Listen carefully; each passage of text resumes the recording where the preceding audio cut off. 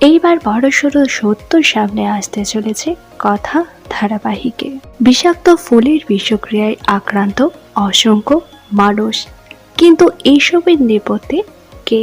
সম্ভবত রিজা এবং তার বাবা জড়িত রয়েছে এই ধরনের দুষ্কর্মের সাথে।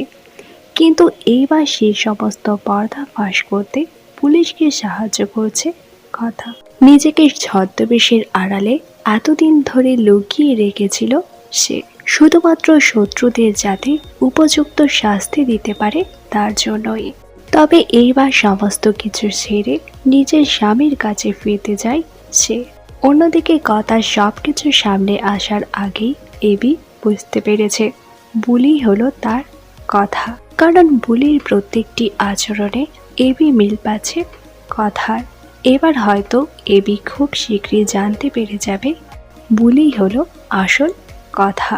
এই সমস্ত সত্যি সামনে আসার পর্বের জন্য আপনারা কারা কারা এক্সাইটেড তা নিচে অবশ্যই কমেন্ট করে জানান।